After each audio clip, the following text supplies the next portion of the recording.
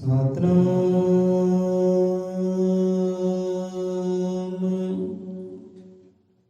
ਸ਼੍ਰੀ ਵਾਲਮੀਕ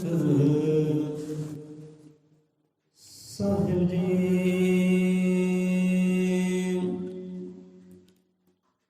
ਆਦਿ ਵਾਲਮੀਕ ਨਮੋ ਨਮः।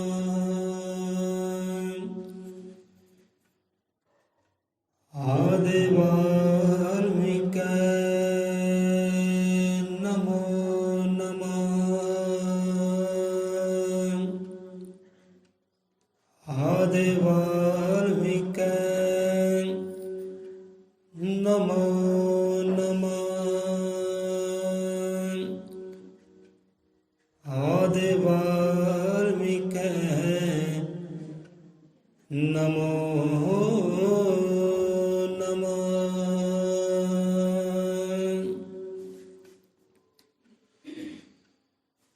ਹਜ਼ਰਤ ਏਕਾਦਸ਼ੀ ਸ੍ਰੀ ਗੁਰੂ ਵਾਲਮੀਕ ਭਗਵਾਨ ਜੀ ਮਹਾਰਾਜ, ਸਤਿਗੁਰੂ ਗਿਆਨਨਾਥ ਮਹਾਰਾਜ ਜੀ, ਸਤਿਗੁਰੂ ਹਰਿਨਾਥ ਮਹਾਰਾਜ ਜੀ, ਸਤਿਗੁਰੂ ਮਕੀਰਤਨ ਮਹਾਰਾਜ ਜੀ, ਗੁਰੂ ਪੀਰ ਪੈਗੰਬਰ ਸੰਤ ਭਗਤ ਸਭ ਜੀਵਾਂ ਦੇ ਦਾਤਾ ਜੀ ਸ਼ਬਦ ਗੁਰੂ ਮਹਾਰਾਜ ਅੰਗ ਸੰਗ ਸਹਾਈ ਹੋਣ। ਸੋ ਸਤਿਗੁਰਾਂ ਦੇ ਉਸ ਪ੍ਰਮਾਤਮਾ ਦੇ ਨਾਮ ਦਾ ਓਟ ਆਸਰਾ ਲੈਂਦਿਆਂ ਹੋਇਆਂ ਅੱਜ ਦੀ ਸ਼ਬਦ ਵਿਚਾਰ ਰੱਬੀ ਸਤਸੰਗ ਆਰੰਭ ਕਰਦੇ ਹਾਂ। ਬੋਲੇ 100 ਰੁਪਏ ਅਜ਼ਮਤ ਏਕਾਦਸ਼ੀ ਸ੍ਰਿਸ਼ਟੀ ਕਰਤਾ ਸ਼ਬਦ ਗੁਰੂ ਵਾਲਮੀਕ ਦਇਆਵਾਨ ਜੀ ਕੀ ਜੈ।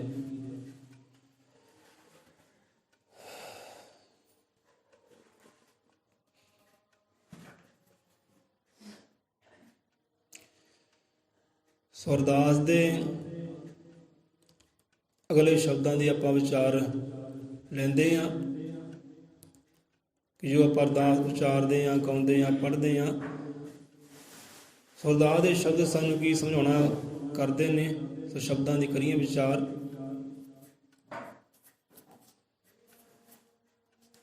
ਕੱਲ ਦੇ ਵਿਚਾਰ ਤੇ ਆਉਂਦੇ, ਕੱਲ ਦੇ ਵਿਚਾਰ ਤੋਂ ਸ਼ੁਰੂ ਕਰਦੇ ਹਾਂ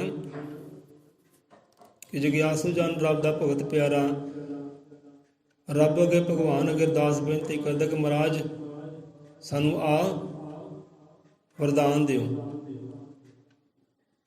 ਕਿ ਸ਼ਾਂਤੀ ਔਰ ਸੰਤੋਖ ਦੇ ਬਖਸ਼ੋ ਬ੍ਰਹਮ ਗਿਆਨ, ਕਿ ਸਾਨੂੰ ਇਹ ਵਰਦਾਨ ਦਿਓ, ਸਾਨੂੰ ਇਹ ਅਸੀਸਾਂ ਦਿਓ।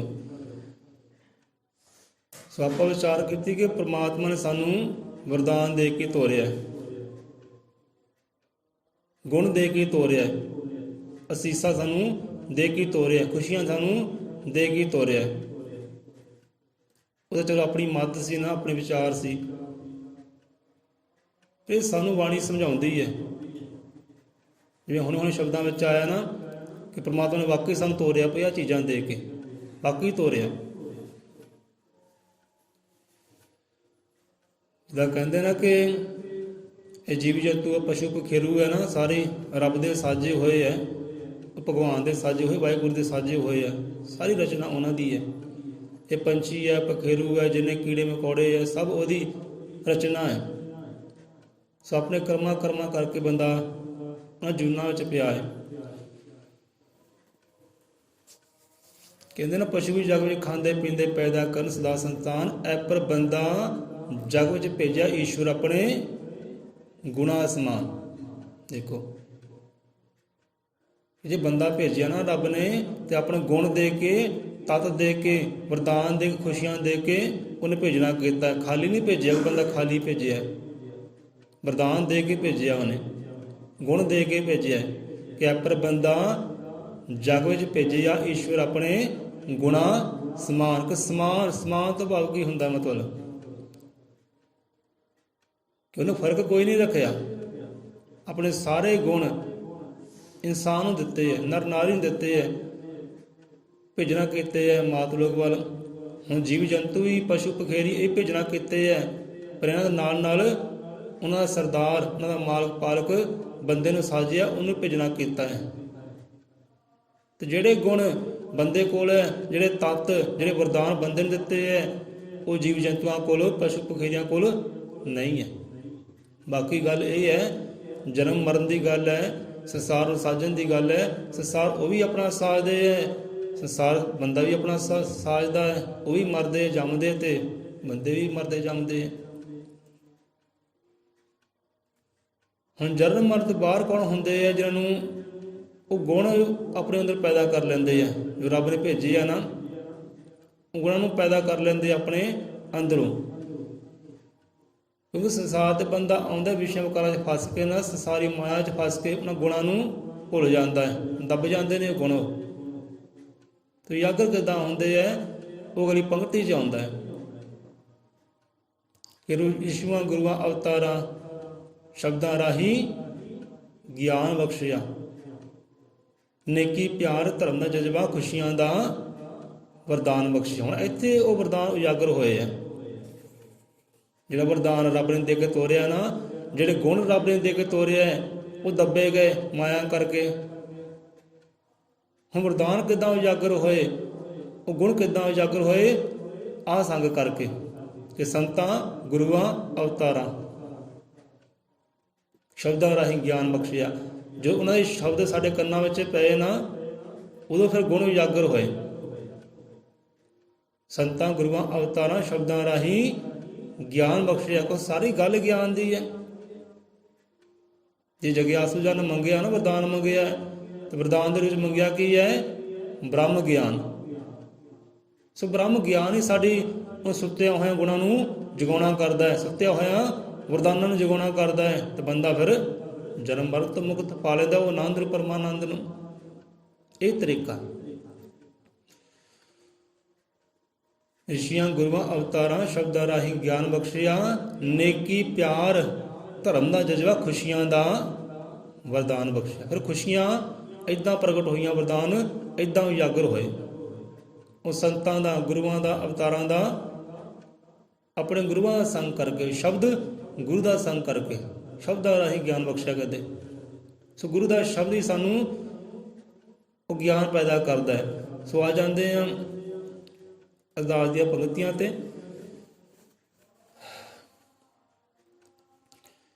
कि साध संगत होती रहे, काया शुद्ध हो जाए, भूले ना बाणी तेरी सिमरत ऐसी आए। सो ये शब्द है अरदास दे जिन्हां दे आपां विचार करनी है।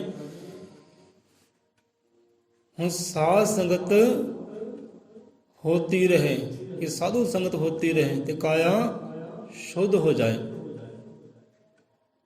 ਪਹਿਲਾਂ ਵਰਦਾਨ ਮੰਗੇ ਨਾ, ਖੁਸ਼ੀਆਂ ਮੰਗੀਆਂ, ਅਸੀਸਾਂ ਮੰਗੀਆਂ, ਤੇ ਕਿੱਦਾਂ ਉਹਨਾਂ ਵਰਦਾਨਾਂ ਦਾ ਪਾਤਰ ਬਣੇ ਇਨਸਾਨ। ਮੰਗ ਤਾਂ ਲਏ ਇਨਸਾਨ ਨੇ, ਪਰ ਪਾਤਰ ਬਣੇ ਕਿੱਦਾਂ, ਪਾਵੇ ਕਿੱਦਾਂ ਉਹਨਾਂ ਖੁਸ਼ੀਆਂ ਨੂੰ, ਵਰਦਾਨਾਂ ਨੂੰ।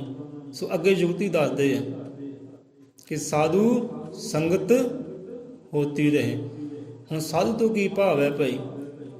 ਸਾਧੂ ਕਿਹਨੂੰ ਕਹਿੰਦੇ ਆ? ਜਿੱਦਾਂ ਆਪਾਂ ਕਹਿੰਦੇ ਸਾਧ ਸੰਗਤ ਜੀ, ਸਾਧ ਸੰਗਤ। ਸਾਧੂ ਨੂੰ ਸਮਝੀਏ ਪਹਿਲਾਂ। ਸਾਧੂ ਕਿਹਨੂੰ ਕਹਿੰਦੇ? ਸਾਧੂ ਕਹਿੰਦੇ ਆ ਹੁਣ ਪਹਿਲਾਂ ਗੁਰੂ ਹੁੰਦਾ ਨਾ, ਸਤਿਗੁਰੂ ਹੁੰਦਾ ਹੈ। ਗੁਰੂ ਤੋਂ ਪਹਿਲਾਂ, ਸਤਿਗੁਰੂ ਤੋਂ ਪਹਿਲਾਂ ਹੁੰਦਾ ਹੈ ਉਹ ਸਾਧ। ਪਹਿਲਾਂ ਆਪਣੇ ਆਪ ਨੂੰ ਸੋਧਦਾ ਹੈ, ਆਪਣੇ ਆਪ ਨੂੰ ਸਾਧਦਾ ਹੈ, ਸਾਧਨਾ ਕਰਕੇ, ਭਗਤੀ ਕਰਕੇ, ਤਪ ਕਰਕੇ, ਭਜਨ ਕਰਕੇ। ਪਹਿਲਾਂ ਹੁੰਦਾ ਸਾਧ। ਜਿੱਦਾਂ ਕਹਿੰਦੇ ਲੈ ਵੀ ਆ ਬੰਦਾ ਬਹੁਤ ਸਾਧ ਹੈ, ਇਹਨੂੰ ਕੁਝ ਨਹੀਂ ਕਹਿਣਾ ਭਾਈ, ਬੰਦਾ ਬਹੁਤ ਸਾਧ ਹੈ, ਨਾ ਕਿਸੇ ਨਾਲ ਗਿਲੇ ਕਰਦਾ ਹੈ, ਨਾ ਸ਼ਿਕਵੇ ਕਰਦਾ ਹੈ, ਨਾ ਲੜਾਈਆਂ ਝਗੜੇ ਕਰਦਾ ਹੈ, ਨਾ ਗਾਲੀ ਕੁਝ ਕਰਦਾ ਹੈ ਭਾਈ, ਇਹਨੂੰ ਕੁਝ ਨਾ ਕਿਹੋ, ਬੰਦਾ ਸਾਧ ਹੈ, ਗਊਨਾਥ ਹੈ ਜੀ। ਪਹਿਲਾਂ ਹੁੰਦਾ ਸਾਧ। ਸਾਧ ਦਾ ਕੰਮ ਕੀ ਹੁੰਦਾ ਹੈ? ਸਾਧਨਾ ਕਰਕੇ, ਭਗਤੀ ਕਰਕੇ, ਆਪਣੇ ਆਪ ਨੂੰ ਸਾਧਨਾ, ਸੋਧਣਾ, ਜਾਣਨਾ, ਆਪਣੇ ਆਪ ਨੂੰ ਉਹ ਗੁਣ ਪ੍ਰਗਟ ਕਰਨੇ, ਆਪਣੇ ਆਪ ਨੂੰ ਕਿਸੇ ਤੋਂ ਨਾਮ ਲੈ ਕੇ, ਜੁਗਤੀ ਲੈ ਕੇ, ਕਿਸੇ ਨੂੰ ਆਪਣਾ ਸਤਿਗੁਰੂ ਮੰਨ ਕੇ ਉਹ ਆਪਣੇ ਆਪ ਨੂੰ ਸਾਧਦਾ ਹੈ, ਮਿਹਨਤ ਕਰਦਾ ਹੈ। ਤੇ ਮਿਹਨਤ ਕਰਦਾ ਕਰਦਾ, ਸਾਧਨਾ ਕਰਦਾ ਕਰਦਾ ਸੋਧ ਲੈਂਦਾ ਆਪਣੇ ਆਪ ਨੂੰ, ਜਾਣ ਲੈਂਦਾ ਆਪਣੇ ਆਪ ਨੂੰ, ਜਾਣ ਲੈਂਦਾ ਆਪਣੇ ਅੰਦਰਲੇ ਉਹ ਗਿਆਨ ਨੂੰ। ਤੇ ਸਾਧੂ ਤੋਂ ਹੋ ਜਾਂਦਾ ਹੈ ਉਹ ਗੁਰੂ। ਗੁਰੂ ਤੋਂ ਹੁੰਦਾ ਫਿਰ ਸਤਿਗੁਰੂ, ਸਤਿਗੁਰੂ ਤੋਂ ਸੰਤ, ਤੇ ਸੰਤ ਤੋਂ ਸੱਚ ਪਰਮੇਸ਼ਰ ਹੋ ਜਾਂਦਾ ਹੈ। ਇੱਦਾਂ ਪੌੜੀਆਂ ਹੈ, ਇਹ ਪੌੜੇ ਹੈ। ਸੋ ਇੱਥੇ ਸਾਧੂ ਸੰਗਤ ਹੋਤੀ ਰਹੇ, ਭਾਵ ਕਿ ਗੁਰੂ ਦੀ ਸੰਗਤ, ਆਪਣੇ ਮੁਰਸ਼ਿਦ ਨਬੀ ਦੀ ਸੰਗਤ। ਕਿ ਦਾਤਾ ਜੀ ਕਿਰਪਾ ਕਰੋ ਕਿ ਸੰਗਤ ਹੋਵੇ ਤਾਂ ਸੰਤਾਂ ਰਹਿਬਰਾਂ ਦੀ, ਗੁਰੂਆਂ ਪੀਰਾਂ ਦੀ ਸੰਗਤ ਹੋਵੇ ਤਾਂ ਇਹ ਗੱਲ ਬਣ ਸਕਦੀ ਹੈ।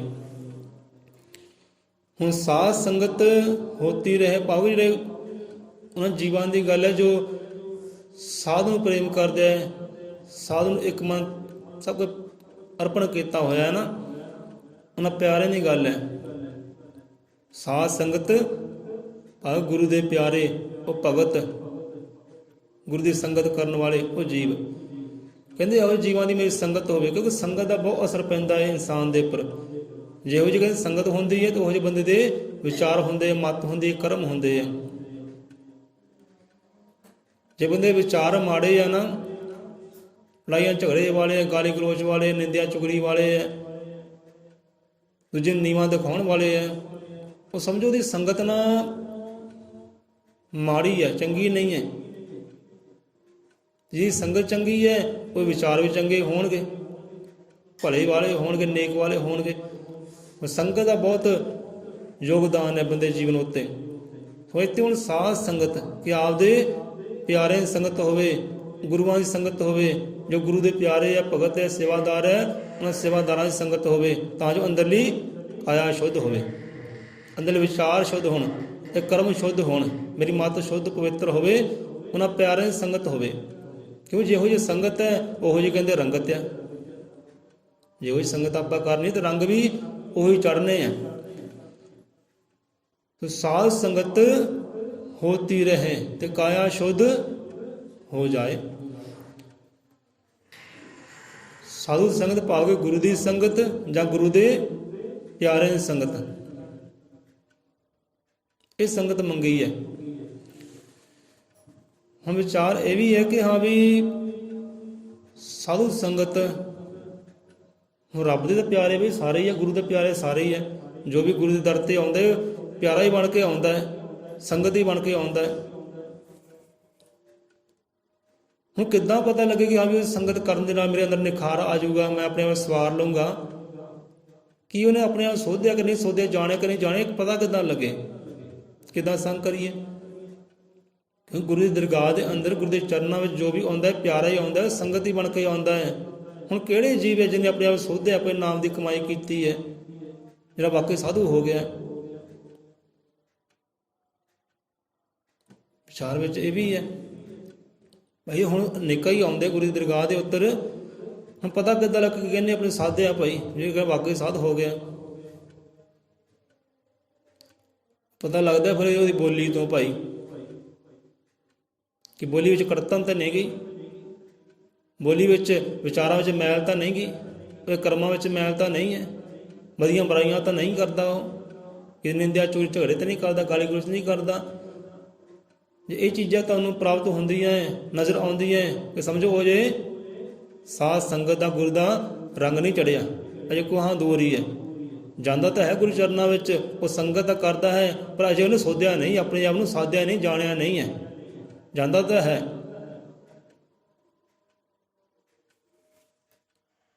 विचार है।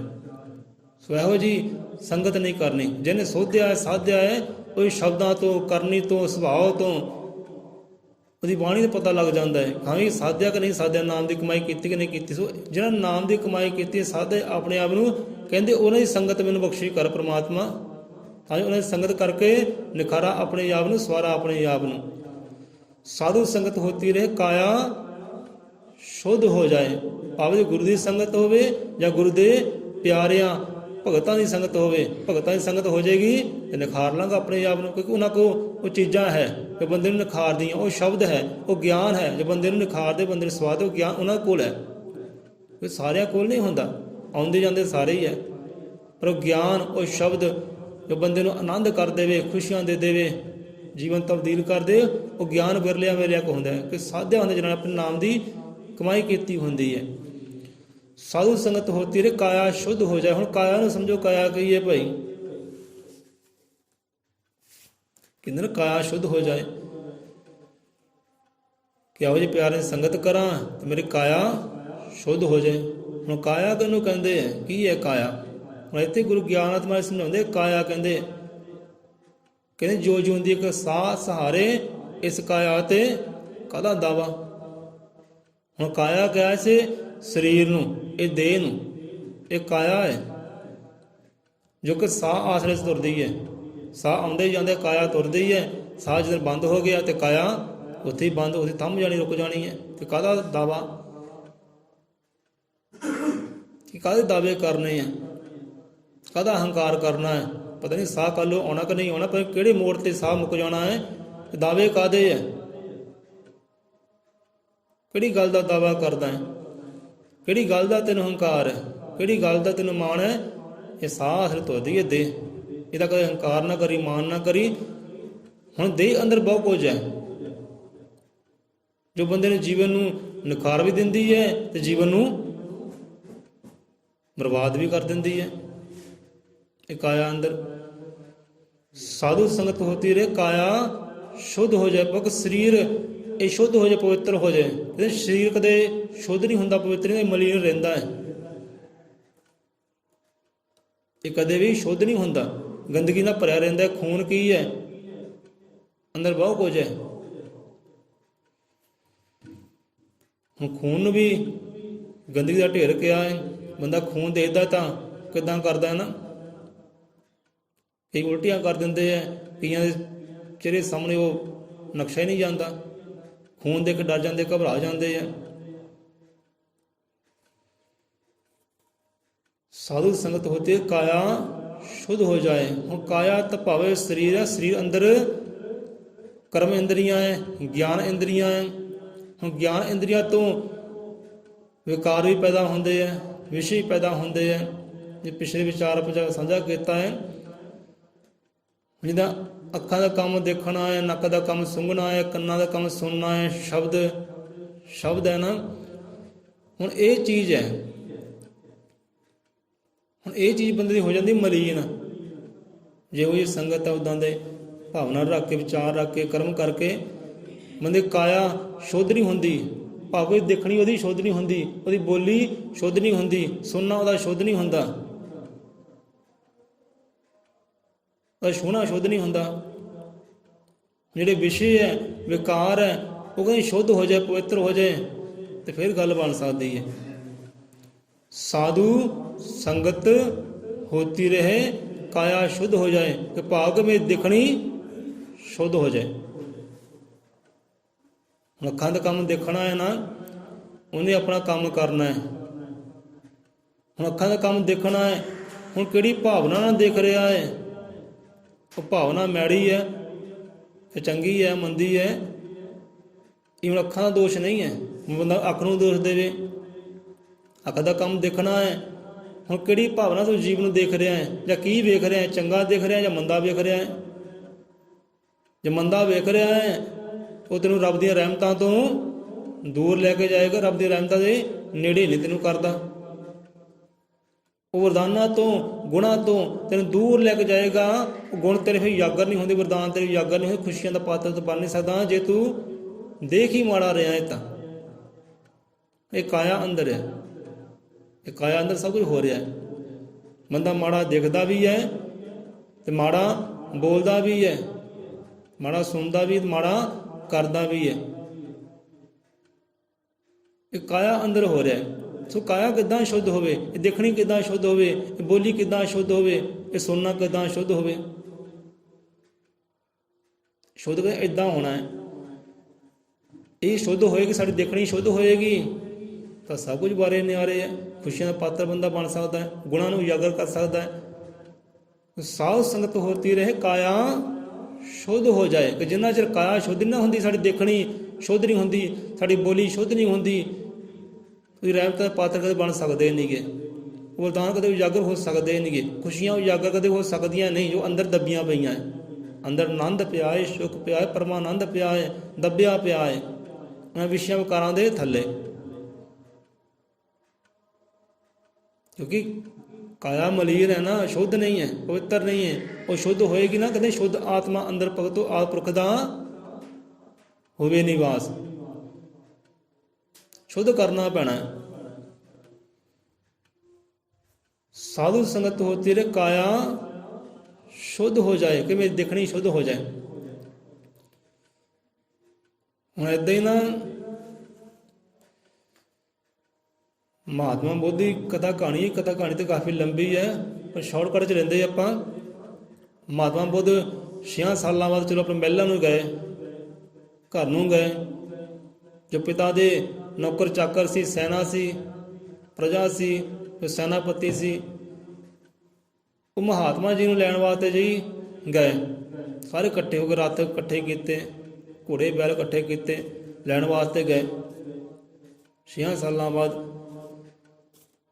ਰਸਤੇ ਵਿੱਚ ਰੁਕੇ ਇੱਕ ਨਗਰ ਅੰਦਰ, ਤੋਂ ਨਗਰ ਦੀ ਇੱਕ ਬਹੁਤ ਹੀ ਸੁੰਦਰ ਨਾ ਕੰਨਿਆ ਨਾ ਉੱਥੇ ਆਈ, ਬਹੁਤ ਹੀ ਸੁੰਦਰ ਸੁਨੱਖੀ ਔਰਤ ਉੱਥੇ ਆਈ, ਤੇ ਨਾਲ ਉਹਦਾ ਬੱਚਾ ਛੋਟਾ ਜਿਹਾ। ਹੁਣ ਸਾਰੇ ਵੇਖਦੇ ਉਹ ਕੰਨਿਆ ਦੇ ਵੱਲ, ਤੇ ਸਾਰੇ ਹੈਰਾਨ ਪਰੇਸ਼ਾਨ, ਸਾਰੇ ਦੇ ਮੂੰਹ ਅੱਡੇ ਦੇ ਅੱਡੇ ਰਹਿ ਗਏ। ਤੇ ਸਾਰੇ ਅੰਦਰ ਹੁਣ ਚੱਲਦੇ ਕੀ ਹੈ? ਵਿਕਾਰ। ਸਾਰੇ ਅੰਦਰ ਵਿਕਾਰ ਚੱਲ ਰਹੇ ਹੈ, ਮੈਲੇ ਫੁਰਨੇ ਚੱਲ ਰਹੇ ਹੈ ਉਹਦੇ ਸੁੰਦਰ ਰੂਪ ਨੂੰ ਦੇਖ ਕੇ, ਸੋਹਣੇ ਸਰੀਰ ਨੂੰ ਦੇਖ ਕੇ।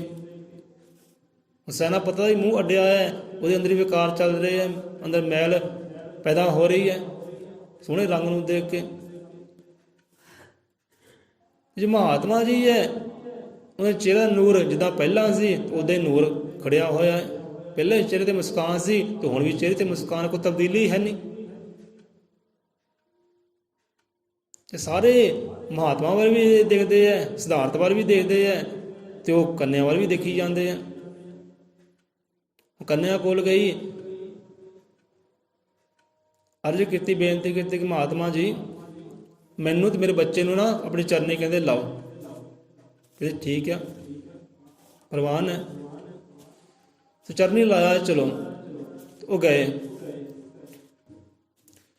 ਹੁਣ ਸੈਨਾਪਤੀ ਆਇਆ ਕਿ ਰਾਜਕੁਮਾਰ ਜੀ, ਕਿਉਂਕਿ ਸੈਨਾਪਤੀ ਨੇ ਜਾਣਿਆ ਨਹੀਂ ਸੀ, ਪਛਾਣਿਆ ਨਹੀਂ ਸੀ ਹਾਂ ਵੀ ਕਿੱਥੇ ਤੱਕ ਪਹੁੰਚ ਗਏ ਆ। ਅਜੇ ਉਹਨਾਂ ਦੀ ਨਜ਼ਰਾਂ ਵਿੱਚ ਉਹ ਰਾਜਕੁਮਾਰ ਹੀ ਸੀ, ਸਿਧਾਰਥ ਸੀ ਅਜੇ। ਉਹ ਸਮਝ ਨਹੀਂ ਸਕਿਆ ਕਿ ਇਹ ਹੁਣ ਬੁੱਧ ਹੋ ਗਿਆ, ਮੰਜ਼ਿਲ ਨੂੰ ਪਾ ਗਿਆ। ਕਹਿੰਦੇ ਰਾਜਕੁਮਾਰ ਜੀ ਕੰਨਿਆ ਆਈ ਹੈ ਇੰਨੀ ਸੁੰਦਰ ਸੁਸ਼ੀਲ, ਸਾਰੇ ਹੈਰਾਨ ਪਰੇਸ਼ਾਨ ਹੋ ਗਏ ਹੈ। ਮੈਂ ਵੀ ਹੈਰਾਨ ਪਰੇਸ਼ਾਨ ਹੋ ਗਿਆ ਸੁੰਦਰਤਾ ਨੂੰ ਵੇਖ, ਮੇਰੇ ਮਨ 'ਚ ਬਹੁਤ ਕੁਝ ਚੱਲਿਆ ਹੈ। ਸਾਡੇ ਸਾਰੇ ਚਿਹਰੇ ਤਬਦੀਲ ਹੋ ਗਏ ਹੈ, ਤੇ ਆਪਦੇ ਚਿਹਰੇ ਤੇ ਉਹੀ ਨੂਰ ਹੈ, ਉਹੀ ਖੁਸ਼ੀ ਹੈ, ਉਹੀ ਆਨੰਦ ਹੈ ਕਿ ਆਪਦੇ ਮਨ 'ਚ ਕੀ ਗੱਲਾਂ ਬਾਤਾਂ ਆਈਆਂ, ਆਪਦਾ ਨੂਰ ਕਿਉਂ ਨਹੀਂ ਚੇਂਜ ਹੋਇਆ। ਬੁੱਧ ਸਮਝਾਉਣ ਲੱਗੇ ਕਿ ਯਾਰ ਗੱਲ ਇੱਦਾਂ ਹੈ, ਅਸੀਂ ਧਿਆਨ ਦੀਆਂ, ਭਗਤੀ ਦੀਆਂ, ਮਨ ਦੀਆਂ ਉਹ ਗਹਿਰਾਈਆਂ ਤੱਕ ਪਹੁੰਚ ਗਏ ਨਾ, ਜਿੱਥੇ ਉਹ ਹੁਸਨਾਂ ਦਾ ਮਾਲਕ ਬੈਠਾ ਹੈ ਨਾ, ਜਿੱਥੇ ਐ ਖੂਬਸੂਰਤੀ ਹੈ ਜਿਹਦੀ ਕੋਈ ਰੀਸਾ ਨਹੀਂ ਕਰ ਸਕਦਾ ਨਾ, ਉਹ ਹੁਸਨ ਤੱਕ ਅਸੀਂ ਪਹੁੰਚ ਗਏ ਹਾਂ, ਉਹ ਰੰਗਤ ਤੱਕ ਅਸੀਂ ਪਹੁੰਚੇ ਹੋਏ ਹਾਂ, ਜਿੱਥੇ ਜਾ ਕੇ ਬੰਦੇ ਨੂੰ ਕੋਈ ਪ੍ਰਭਾਵ ਪੈਂਦਾ ਹੀ ਨਹੀਂ ਹੈ। ਬਾਹਰਲੇ ਰੰਗ ਰੋਗਨ, ਬਾਹਰਲੀ ਸੁੰਦਰਤਾ, ਬਾਹਰਲੀ ਬਦਸੂਰਤਾਂ ਨੂੰ ਪ੍ਰਭਾਵਿਤ ਕਰ ਸਕਦੀ ਨਹੀਂ ਸੀ। ਉਹ ਮੰਜ਼ਿਲ ਤੇ ਗਹਿਰਾਈਆਂ ਤੱਕ ਪਹੁੰਚ ਗਏ ਹਾਂ, ਤਾਂ ਸਾਡੇ ਕਰਕੇ ਕੋਈ ਪ੍ਰਭਾਵ ਨਹੀਂ ਹੈ। ਕਹਿੰਦਾ ਸੋਹਣਿਆਂ ਦੇਖ ਕੇ ਹਰ ਕੋਈ ਖਲੋਵੇਗਾ, ਸੋਹਣੇ ਜੋ ਬਣਾਉਂਦਾ ਖੁਦ ਕਿੰਨਾ ਸੋਹਣਾ ਹੋਵੇਗਾ। ਉਹ ਸੋਹਣੇ ਤੱਕ ਕਹਿੰਦੇ ਪਹੁੰਚੇ ਹੋਏ ਹਾਂ ਅਸੀਂ, ਉਹ ਹੁਸਨਾਂ ਦੇ ਮਾਰਗ ਤੱਕ ਅਸੀਂ ਪਹੁੰਚੇ ਹੋਏ ਹਾਂ, ਇਸ ਕਰਕੇ ਸਾਡੇ ਤੇ ਬਾਹਰਲਾ ਪ੍ਰਭਾਵ ਕੋਈ ਪੈਂਦਾ ਹੀ ਨਹੀਂ ਹੈ। ਇਹ ਹੁੰਦਾ ਨਾ, ਬੜੇ ਸੁੰਦਰ ਚਿਹਰੇ ਨੂੰ ਦੇਖ ਕੇ ਅੱਡੇ ਅੱਡੇ ਰਹਿ ਜਾਂਦੇ ਆ, ਮਨ 'ਚ ਵਿਕਾਰ ਚੱਲ ਪੈਂਦੇ ਆ, ਬੁਰੀ ਭਾਵਨਾ ਚੱਲ ਪੈਂਦੀ ਹੈ। ਜੇ ਕੋਈ ਬਦਸੂਰਤ ਆਉਂਦਾ ਹੈ, ਉਹਦੇ ਵਾਸਤੇ ਵੀ ਐਕਸ਼ਨ ਕੁਝ ਹੋਰ ਹੋ ਜਾਂਦਾ ਹੈ। ਕਹਿੰਦੇ ਅਸੀਂ ਮੰਜ਼ਿਲ ਤੱਕ ਪਹੁੰਚੇ, ਗਹਿਰਾਈਆਂ ਤੱਕ ਪਹੁੰਚੇ ਹਾਂ, ਨਾ ਤਾਂ ਸੋਹਣਾ ਚਿਹਰਾ ਸਾਨੂੰ ਪ੍ਰਭਾਵਿਤ ਕਰ ਸਕਦਾ ਹੈ, ਨਾ ਤਾਂ ਬਦਸੂਰਤ ਸਾਨੂੰ ਚਿਹਰਾ ਪ੍ਰਭਾਵਿਤ ਕਰ ਸਕਦਾ ਹੈ। ਅਸੀਂ ਉਸ ਮੰਜ਼ਿਲ ਤੱਕ ਪਹੁੰਚੇ ਹੋਏ ਹਾਂ, ਤੇ ਤੁਹਾਨੂੰ ਪਹੁੰਚਣ ਦੀ ਲੋੜ ਹੈ। ਸੋ ਇਹ ਗੱਲ ਹੈ ਕਿ ਇਸ ਕਰਕੇ ਸਾਧੂ ਸੰਗਤ ਹੋਤੀ ਕਾਇਆ ਸ਼ੁੱਧ ਹੋ ਜਾਏ। ਜੋ ਬੰਦੇ ਜੋ ਦੇਖਣੀ ਹੈ ਨਾ, ਉਹ ਸ਼ੁੱਧ ਹੋ ਜਾਏ। ਕਾਇਆ ਅੰਦਰ ਹੀ ਹੈ ਨਾ, ਇਹ ਵਿਕਾਰਾਂ ਵਿੱਚ ਆ ਜਾਂਦਾ ਹੈ, ਵਿਸ਼ਿਆਂ ਵਿੱਚ ਆ ਜਾਂਦਾ ਹੈ। ਇਹ ਸਾਰਿਆਂ ਨੂੰ ਦੇਖਣੀ ਚੰਗੀ ਨਹੀਂ ਹੁੰਦੀ, ਬਹੁਤ ਦਿਨ ਦੇਖਣੀ ਮੰਦੀ ਹੁੰਦੀ ਹੈ। ਉਹ ਬੰਦੇ ਦੀ ਅੰਗ ਅੰਗ ਤੱਕ ਜਾਂਦੇ ਆ, ਗਹਿਰਾਈਆਂ ਤੱਕ ਜਾਂਦੇ ਆ। ਜਿਹੜੇ ਗਹਿਰਾਈਆਂ ਤੱਕ ਜਾਂਦੇ ਆ, ਉਹ ਫਿਰ ਹਿੱਸੇ ਦਾ ਕੀ ਆਉਂਦਾ ਹੈ? ਗੰਦਗੀ। ਜਿਹੜੇ ਪੈਦਾ ਬੰਦੇ ਸਰੀਰ ਨੂੰ ਦੇਖਦੇ ਹੈ, ਸਰੀਰ ਦੀਆਂ ਹੋਰ ਗਾਇਆਂ ਜਾਂਦੇ ਹੈ, ਉਹ ਗੰਦਗੀ ਹਾਸਲ ਕਰਦੇ ਹੈ, ਉਹ ਹੀਰੇ ਮੋਤੀ ਹਾਸਲ ਨਹੀਂ ਕਰਦੇ ਨਾਮ ਵਾਲੇ। ਸੋ ਠੀਕ ਹੈ, ਅੱਖਾਂ ਦਾ ਕੰਮ ਦੇਖਣਾ ਹੈ, ਉੱਪਰੋਂ ਉੱਪਰੋਂ ਦੇਖੋ, ਬਸ ਠੀਕ ਹੈ। ਆਪਣੀ ਮੰਜ਼ਿਲ ਦੇ ਵੱਲ ਧਿਆਨ ਰੱਖੋ, ਰਸਤੇ ਵੱਲ ਧਿਆਨ ਰੱਖੋ, ਇੱਧਰ ਉੱਧਰ ਦੇਖਣਾ ਹੀ ਕਦੋਂ ਹੈ। ਸੋ ਇਹ ਦੇਖਣੀ ਕਿੱਦਾਂ ਚੰਗੀ ਹੁੰਦੀ ਹੈ, ਜਦੋਂ ਸਾਧਾਂ ਦੀ ਸੰਗਤ ਹੁੰਦੀ ਹੈ, ਸਾਧਾਂ ਦਾ, ਗੁਰੂਆਂ ਦਾ, ਪੀਰਾਂ ਦਾ ਗਿਆਨ ਅੰਦਰ ਜਾਂਦਾ ਹੈ, ਉਦੋਂ ਫਿਰ ਦੇਖਣੀ ਵੀ ਚੰਗੀ ਹੋ ਜਾਂਦੀ ਹੈ, ਬੋਲਣੀ ਵੀ ਚੰਗੀ ਹੋ ਜਾਂਦੀ ਹੈ, ਸੁਣਨੀ ਵੀ ਚੰਗੀ ਹੋ ਜਾਂਦੀ ਹੈ, ਹੱਥਾਂ ਪੈਰਾਂ ਜੋ ਕਾਰਜ ਕਰਦੇ ਉਹ ਵੀ ਚੰਗੇ ਹੋ ਜਾਂਦੇ, ਭਾਵੇਂ ਸ਼ੁੱਧ ਹੋ ਜਾਂਦੇ ਆ। ਇਹ ਕਾਇਆ ਫਿਰ ਸ਼ੁੱਧ ਹੋ ਜਾਂਦੀ ਹੈ। ਬੰਦਾ ਦੇਖਦਾ ਹੈ, ਉੱਥੇ ਫਿਰ ਮੈਲ ਨਹੀਂ ਆਉਂਦੀ, ਉੱਥੇ ਵੀ ਰੱਬ ਦਾ ਸ਼ੁਕਰਾਨਾ ਕਰਦਾ ਹੈ। ਹਾਂ ਪਿਆਰਿਆ, ਤੇਰਾ ਤਾਂ ਹਸੀਨ ਹੈ, ਪਰ ਤੇਰੇ ਤੋਂ ਵੱਧ ਹਸੀਨ ਨਹੀਂ ਹੈ, ਕਿ ਤੇਰੇ ਤੋਂ ਵੱਧ ਕੋਈ ਹਸੀਨ ਹੋਵੇ। ਸ਼ੁਕਰਾਨਾ ਹੈ ਤੇਰਾ, ਜੋ ਇਹੋ ਜਿਹੇ ਜੀਵ ਰਚੇ ਹੈ, ਇਹੋ ਜਿਹੀ ਕਲਾ ਕੀਤੀ ਹੈ, ਸ਼ੁਕਰਾਨਾ ਤੇਰਾ। ਸ਼ੁਕਰਾਨਾ ਆਉਂਦਾ ਹੈ, ਸ਼ੁਕਰਗੁਜ਼ਾਰ ਬੰਦਾ ਹੁੰਦਾ ਹੈ, ਉੱਥੇ ਮੈਲੇ ਫੁਰਨੇ ਨਹੀਂ ਆਉਂਦੇ, ਜਿੱਥੇ ਉਹਦੀ ਰਹਿਮਤ ਹੋ ਜਾਏ, ਜਿਹਦੇ ਸਾਧਾਂ ਦਾ, ਸਾਧੂਆਂ ਦਾ ਸੰਗ ਹੋ ਜਾਏ, ਉਹਦਾ ਗਿਆਨ ਅੰਦਰ ਪ੍ਰਗਟ ਹੋ ਜਾਏ। ਸੋ ਇਸ ਕਰਕੇ ਸਾਧੂ ਸੰਗਤ ਹੋਤੀ ਰਹੇ, ਕਾਇਆ ਸ਼ੁੱਧ ਹੋਏ। ਜਿੰਨਾ ਚਿਰ ਬੰਦੇ ਕਾਇਆ ਸ਼ੁੱਧ ਨਹੀਂ ਨਾ ਹੁੰਦੀ, ਬੰਦੇ ਦੇਖਣੀ, ਬੋਲਣੀ, ਸੁਣਨੀ ਇਹ ਸ਼ੁੱਧ ਨਹੀਂ ਹੁੰਦੀ, ਪਵਿੱਤਰ ਨਹੀਂ ਹੁੰਦੀ, ਉਹਨਾਂ ਚਿਰ ਵਰਦਾਨਾਂ ਦਾ ਪਾਤਰ ਨਹੀਂ ਬਣ ਸਕਦਾ, ਖੁਸ਼ੀਆਂ ਦਾ ਪਾਤਰ ਨਹੀਂ ਬਣ ਸਕਦਾ, ਚੰਗੇ ਗੁਣਾਂ ਨੂੰ ਪ੍ਰਗਟ ਕਰ ਸਕਦਾ ਹੀ ਨਹੀਂ ਕਦੇ ਵੀ। ਸੋ ਇਹਨਾਂ ਚੀਜ਼ਾਂ ਦਾ ਸ਼ੁੱਧ ਹੋਣਾ ਜ਼ਰੂਰੀ ਹੈ। ਪਹਿਲਾਂ ਸਾਧੂ ਸੰਗਤ ਹੋਤੀ ਰਹੇ, ਕਾਇਆ ਸ਼ੁੱਧ ਹੋ ਜਾਏ, ਬੋਲੇ ਨਾ ਬਾਣੀ ਤੇਰੀ ਸਿਮਰਤੀ ਐਸੀ ਆਏ। ਸਾਧਾ ਸੰਗ ਵੀ ਕਰ ਲਿਆ, ਗੁਰੂਆਂ ਦਾ ਸੰਗ ਵੀ ਕਰ ਲਿਆ, ਜੋ ਗਿਆਨ ਸੀ, ਸ਼ਬਦ ਸੀ ਬਖਸ਼ਿਆ ਗੁਰੂਆਂ ਨੇ, ਸੰਤਾਂ ਨੇ, ਸਾਧੂਆਂ ਨੇ, ਤੇ ਧਾਰਨ ਵੀ ਕਰ ਲਿਆ। ਪਰ ਧਾਰਨ ਕਰਕੇ ਕੀਤਾ ਕੀ ਹੈ? ਪੱਲੇ ਰੱਖਿਆ ਕਿ ਨਹੀਂ ਰੱਖਿਆ? ਚੇਤੇ ਰੱਖਿਆ ਕਿ ਨਹੀਂ ਰੱਖਿਆ? ਉਹਨੂੰ ਕਮਾਇਆ ਕਿ ਨਹੀਂ ਕਮਾਇਆ? ਨਹੀਂ ਕਮਾਇਆ। ਬੋਲੇ ਨਾ ਬਾਣੀ ਤੇਰੀ ਸਿਮਰਤੀ ਐਸੀ ਆਏ। ਹੁਣ ਬੰਦਾ ਵਿਸ਼ਵ ਕਾਰਾਂ 'ਚ ਫਸਦਾ ਕਦੋਂ ਹੈ? ਬੁਰੀਆਂ ਬਲਾਵਾਂ ਵਿੱਚ ਫਸਦਾ ਕਦੋਂ ਹੈ? ਜਦੋਂ ਆਪਣੇ ਖਸਮ ਦੀ ਬਾਣੀ ਭੁੱਲ ਜਾਂਦਾ ਹੈ, ਜਦੋਂ ਸਤਿਗੁਰ ਨੂੰ ਭੁੱਲ ਜਾਂਦਾ ਹੈ, ਜੋ ਰੱਬ ਨੂੰ ਭੁੱਲ ਜਾਂਦਾ ਹੈ, ਉਹਦੇ ਹੁਕਮਨਾਮੇ ਨੂੰ, ਉਹਦੇ ਗਿਆਨ ਨੂੰ ਭੁੱਲ ਜਾਂਦਾ ਹੈ, ਉਦੋਂ ਬੰਦਾ ਫਿਰ ਵਿਸ਼ਿਆਂ ਕਾਰਾਂ ਵਿੱਚ, ਬੁਰੀਆਂ ਬਲਾਵਾਂ ਵਿੱਚ ਫਸਦਾ ਹੈ।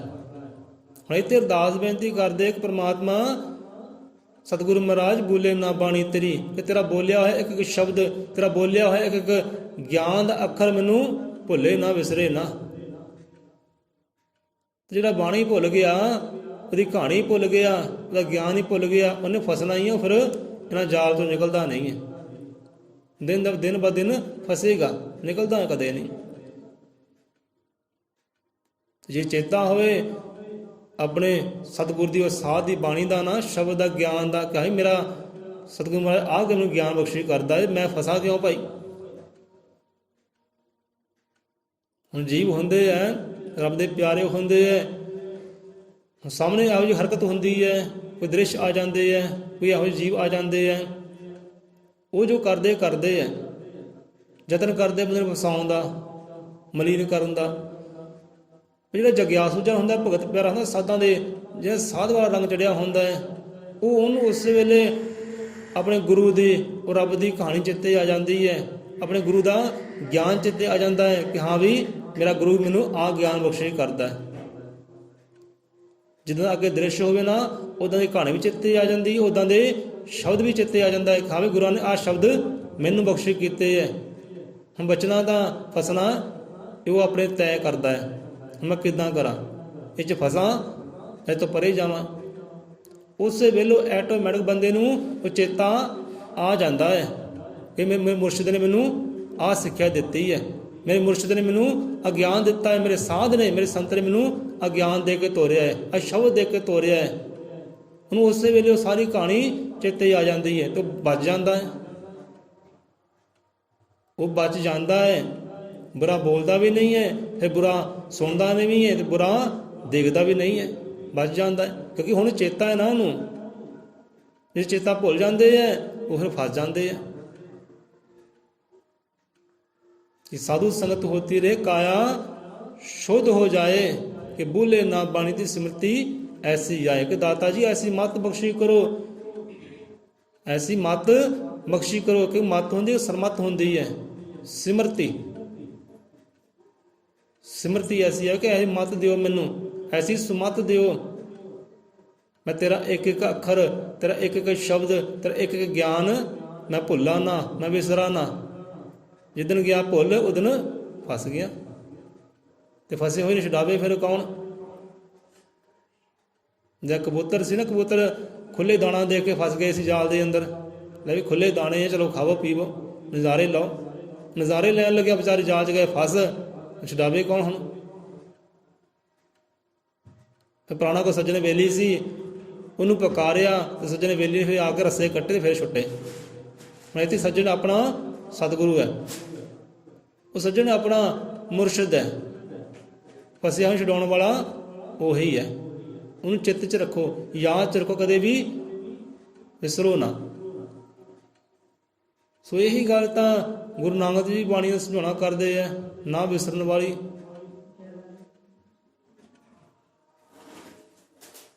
ਬਾਣੀ ਨੂੰ ਨਾ ਭੁਲਾਉਣ ਵਾਲੀ ਗੱਲ ਕਰਦੇ ਹੈ ਕਿ ਕਦੇ ਵੀ ਗੁਰਾਂ ਦੀ ਬਾਣੀ ਨਾ ਭੁਲਾਵੋ, ਗੁਰਾਂ ਦੇ ਗਿਆਨ ਨੂੰ ਨਾ ਭੁਲਾਵੋ, ਗੁਰਾਂ ਦੀ ਦਿੱਤੀ ਹੋਈ ਸਿੱਖਿਆ ਨੂੰ ਨਾ ਭੁਲਾਵੋ। ਸਿੱਖਿਆ ਨੂੰ ਪਕੜ ਕੇ ਰੱਖੋਗੇ, ਚਿੱਤ ਵਿੱਚ ਰੱਖੋਗੇ ਤੇ ਕਦੇ ਫਸੋਗੇ ਨਹੀਂ। ਤੁਸੀਂ ਸ਼ੁੱਧ ਰਹੋਗੇ, ਪਵਿੱਤਰ ਰਹੋਗੇ। साध संगत होती रहे, काया शुद्ध हो जाए, भूले ना बाणी तेरी सिमरती ऐसी आए। हे दाता मेरे तेरे बच्चे की अरदास बेनती है, भगत की अरदास बेनती है कि ਇਹੋ ਜਿਹੀ ਕਿਰਪਾ ਕਰੋ ਕਿ ਸਾਧਾਂ ਦੀ ਸੰਗਤ ਹੋਵੇ, ਗੁਰੂਆਂ ਦੀ ਸੰਗਤ ਹੋਵੇ ਤੇ ਗੁਰੂ ਦੇ ਪਿਆਰੇ ਦੀ ਸੰਗਤ ਹੋਵੇ, ਤਾਂ ਜੋ ਮੈਂ ਸੰਗਤ ਕਰਕੇ ਵਿਸ਼ਿਆਂ ਤੋਂ ਵਿਕਾਰਾਂ ਤੋਂ ਬਚਿਆ ਰਵਾਂ। ਇਹ ਕਾਇਆ ਮੇਰੀ ਸ਼ੁੱਧ ਰਹੇ, ਪਵਿੱਤਰ ਹੋਵੇ, ਮੇਰੀ ਦੇਖਣੀ ਵੀ ਸ਼ੁੱਧ ਹੋਵੇ, ਬੋਲਣੀ ਵੀ ਸ਼ੁੱਧ ਹੋਵੇ, ਸੁਣਨੀ ਵੀ ਸ਼ੁੱਧ ਹੋਵੇ, ਮੇਰੇ ਸਾਰੇ ਕਾਰਜ ਸ਼ੁੱਧ ਹੋਣ। ਐਸੀ ਕਿਰਪਾ ਕਰੋ ਕਿ ਭੁੱਲੇ ਨਾ ਬਾਣੀ ਤੇਰੀ ਸਿਮਰਤੀ ਐਸੀ। ਐਸੀ ਮੈਨੂੰ ਮੱਤ ਦਿਓ, ਐਸਾ ਮੈਨੂੰ ਗਿਆਨ ਧਿਆਨ ਦਿਓ ਕਿ ਕਦੇ ਵੀ ਆਪਦੀ ਬਾਣੀ ਨੂੰ, ਪ੍ਰਵਚਨਾਂ ਨੂੰ, ਸ਼ਬਦ ਨੂੰ, ਗਿਆਨ ਨੂੰ ਮੈਂ ਕਦੇ ਵਿਸਰਾਂ ਨਾ, ਭੁੱਲਾਂ ਨਾ। ਸਾਧ ਸੰਗਤ ਹੋਤੀ ਰਹੇ। ਹੁਣ ਕਹਿੰਦੇ ਕਿ ਹਾਂ ਰੱਬ ਕਿੱਥੇ ਵਾਸ ਕਰਦਾ ਹੈ ਭਾਈ? ਕਿੱਥੇ ਕਹਿੰਦੇ ਰੱਬ ਵਾਸ ਕਰਦਾ? ਉਹ ਖੁਦਾ ਕਹਿੰਦੇ ਕਿੱਥੇ ਵਾਸ ਕਰਦਾ ਹੈ? ਕੁਰਾਨ 'ਚ, ਬਾਈਬਲ ਵਿੱਚ, ਗ੍ਰੰਥ ਵਿੱਚ ਕਿੱਥੇ? ਮੰਦਰ ਮਸਜਿਦ ਕਿੱਥੇ ਵਾਸ ਕਰਦਾ ਹੈ? ਤੇ ਉੱਥੇ ਗੁਰੂ ਮਹਾਰਾਜ ਸਮਝਾਉਂਦੇ ਭਾਈ ਰੱਬ ਕਿੱਥੇ ਵਾਸ ਕਰਦਾ ਹੈ, ਕਿੱਥੇ ਤੈਨੂੰ ਪ੍ਰਾਪਤ ਹੋ ਸਕਦਾ ਹੈ? ਇਹਦੇ ਵਿੱਚ ਸੰਗਤ ਹਰ ਪ੍ਰਭੂ ਵਸੇ ਜੀਓ।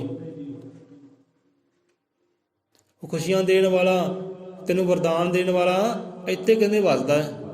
ਅੱਜ ਜੀਵਾਂ ਦਾ ਸੰਗ ਕਰ, ਅਸੰਗਤ ਦਾ ਸੰਗ ਕਰ, ਵਿੱਚ ਸੰਗਤ ਹਰ ਪ੍ਰਭੂ ਵਸੇ ਜੀਓ। ਹਰ ਤੋਂ ਭਾਵ ਕਿ ਹਰੀ ਪ੍ਰਮਾਤਮਾ ਹਰ ਵਿੱਚ ਰਮਿਆ ਹੋਇਆ। ਜੇ ਕਿਤੇ ਪਾਉਣਾ ਹੈ ਨਾ, ਜਾਂ ਸਾਧਾਂ ਦੀ ਸੰਗਤ ਕਰ ਲੈ। ਕਹਿੰਦੇ ਸਾਧਾਂ ਦੀ ਸੰਗਤ ਕਰ ਲੈ, ਉਹ ਸੰਤਾਂ ਗੁਰੂਆਂ ਪੀਰਾਂ ਦੀ ਸੰਗਤ ਕਰ ਲੈ, ਜਾਂ ਗੁਰੂ ਦੇ ਮੁਰਸ਼ਿਦ ਪਿਆਰੇ ਦੀ ਸੰਗਤ ਕਰ ਲੈ। ਉੱਥੇ ਹੀ ਉਹ ਨਿਵਾਸ ਕਰਦਾ ਹੈ, ਉੱਥੇ ਉਹ ਵਾਸ ਕਰਦਾ ਹੈ। ਵਿੱਚ ਸੰਗਤ ਹਰ ਪ੍ਰਭੂ ਵਸੇ ਜੀਓ।